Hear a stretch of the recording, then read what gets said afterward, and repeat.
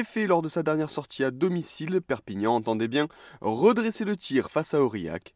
Et cette rencontre va être à sens unique avec, dès la 10e minute de jeu, un ballon porté efficace des Catalans qui viennent aplatir leur premier essai du match par l'intermédiaire de Lam. Et on retrouve les Perpignanais quelques minutes plus tard. Après une touche, le Moll est à nouveau productif et Cochard écarte finalement et trouve Bousquet qui se présente à hauteur. L'ailier peut tranquillement aplatir sous les poteaux. C'est transformé et l'USAP mène déjà à 12-0. Aurillac essaie de réagir mais se montre bien trop imprécis à l'image de cette passe mal contrôlée par l'ouvreur Small. Les Catalans en profitent et Cochard est servi sur ses 40 mètres et ne sera plus revu par la défense aurillacoise. Le demi de mêlée a les jambes pour aller inscrire son deuxième essai de la saison, le troisième de son équipe dans ce match. Et l'on revoit la mauvaise transmission aurillacoise et l'accélération dévastatrice des Cochards pour le troisième essai des siens en moins de 30 minutes.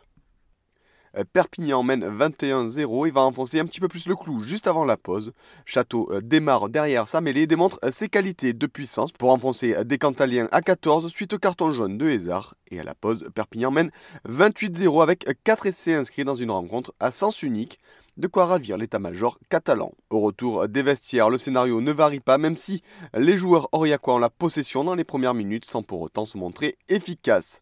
Et comme lors du premier acte, les visiteurs vont subir la furia catalane. Sous les poteaux, le ballon est finalement écarté par les Perpignanais.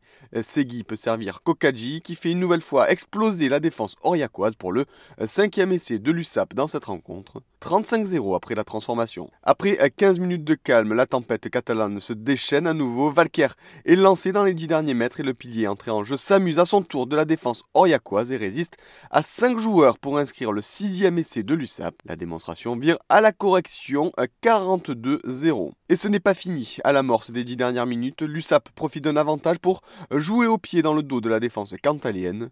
Small est en couverture pour Aurillac, mais l'ouvreur se précipite dans sa passe et offre le ballon sur un plateau à Julien Farnous qui n'en demandait pas tant pour aller inscrire son 6e essai de la saison. Et on revoit la mauvaise inspiration de l'ouvreur aurillacois sur cet essai.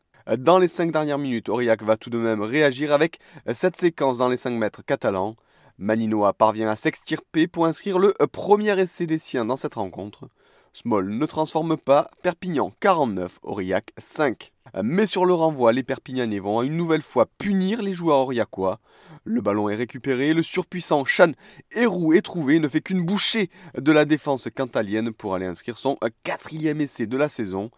Et Perpignan mène 56-5 après la transformation. Dans les dernières secondes, Aurillac s'offre un dernier baroud d'honneur avec une séquence sous les poteaux catalans. La rage des avants cantaliens leur permet de franchir la ligne pour la deuxième fois de la rencontre et c'est Maïtoukou qui est l'auteur de l'essai. Perpignan s'impose donc 56-12 dans cette rencontre avec 8 essais inscrits, de quoi largement assurer un bonus offensif et prendre aussi provisoirement la deuxième place du classement. Aurillac repart bredouille et avec des maux de tête.